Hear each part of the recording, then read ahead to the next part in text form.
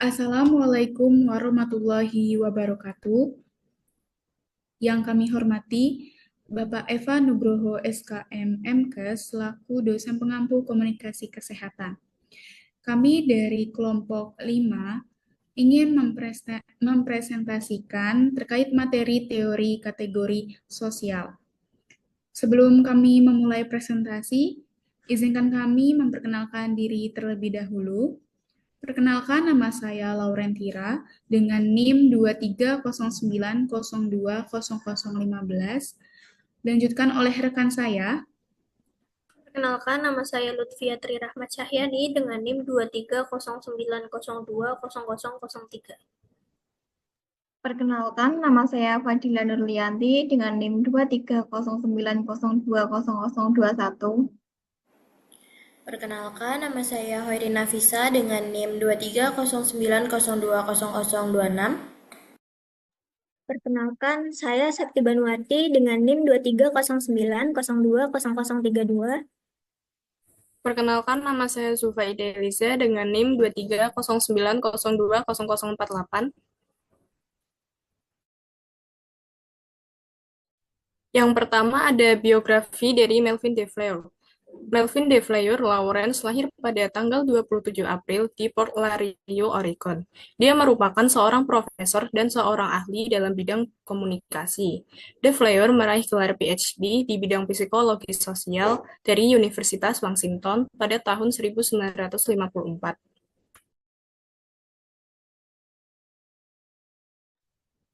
Selanjutnya ada kata kunci. Yang pertama, kategori sosial, yakni pengelompokan anggota-anggota masyarakat, baik yang terbentuk dengan sendirinya secara alamiah maupun yang sengaja dibentuk oleh aturan-aturan tertentu dalam kehidupan bermasyarakat dan bernegara.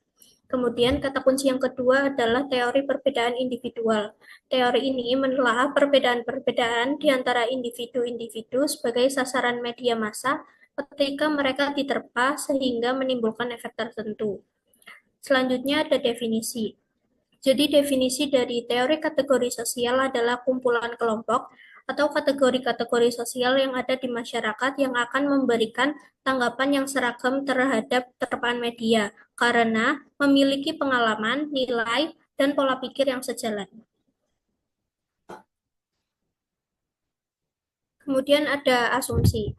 Jadi asumsi dari teori kategori sosial didasarkan pada asumsi sosiologis yang berkaitan dengan keberagaman dalam masyarakat modern. Meskipun masyarakat modern bersifat heterogen, individu yang memiliki karakteristik serupa cenderung menunjukkan perilaku atau sikap yang relatif sama terhadap rangsangan tertentu.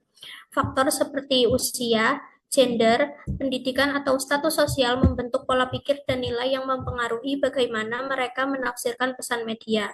Misalnya, remaja mungkin lebih tertarik pada media sosial dibandingkan lansia yang lebih memilih televisi sebagai sumber informasi utama.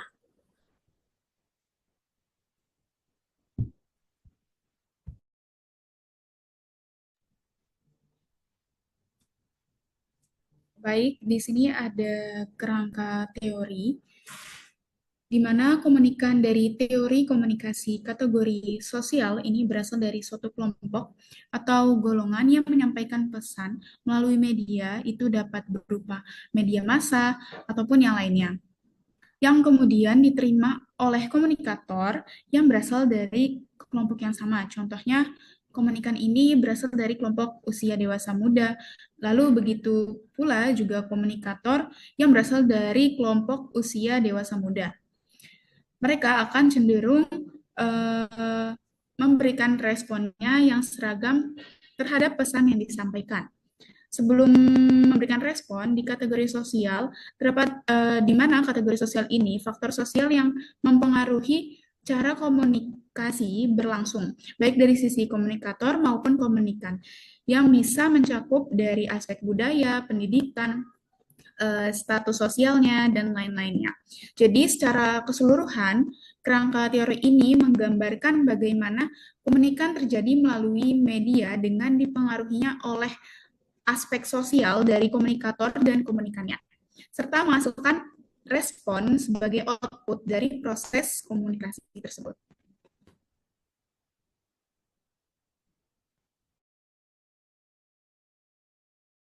Oke, selanjutnya ada penggolongan berdasarkan kategori sosial. Di sini terdapat 8 kategori sosial. Yang pertama ada usia, jenis kelamin, suku bangsa, kegemaran atau hobi, kemudian status sosial, agama, profesi, dan juga pendidikan.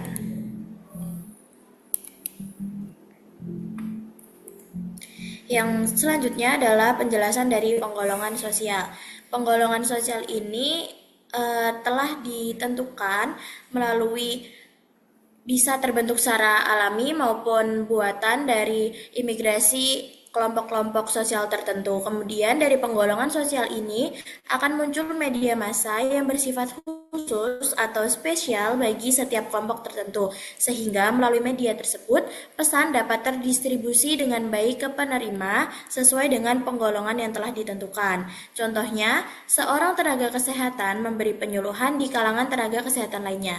Nantinya pesan yang diterima oleh para tenaga kesehatan ini akan membentuk suatu respon yang sama antara komunikan atau sumber dan komunikator atau penerima pesan ini karena mereka berasal dari lingkup yang sama. Selanjutnya ada kelebihan dan kekurangan dari teori kategori sosial.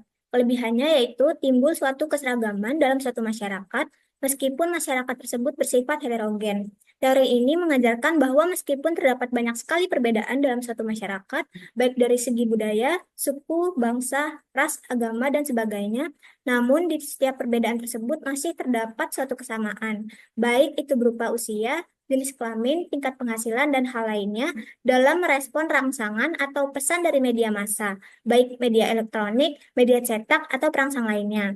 Namun, teori ini juga memiliki kekurangan. Dengan fokus pada keseragaman, terkadang masyarakat bisa saja melupakan identitas sebenarnya yang ada pada diri mereka, seperti budaya atau suku. Hal ini bisa menyebabkan masyarakat mengikuti aturan, norma, atau budaya baru yang diciptakan oleh keseragaman tersebut dan bukan berdasarkan pada identitas asli mereka.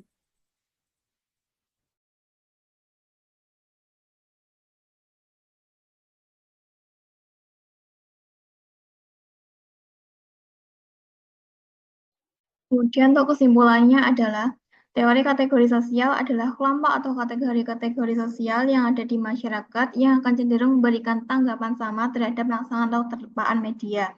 Menurut Melvin DeFleur, kategori sosial adalah elemen kunci yang membentuk dinamika komunikasi. Kategori sosial seperti usia, gender, kelas ekonomi, pendidikan, etnis, dan agama mempengaruhi.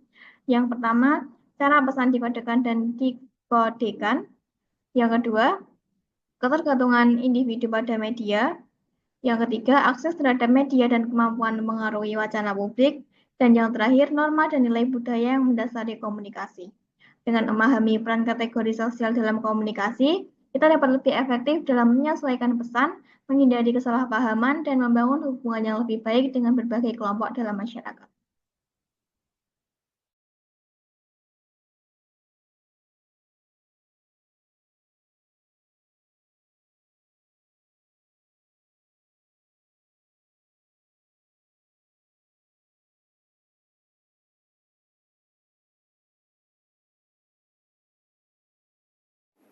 Baik, sekian presentasi dari kelompok kami. Mohon maaf apabila terdapat salah kata. Wassalamualaikum warahmatullahi wabarakatuh. Terima kasih.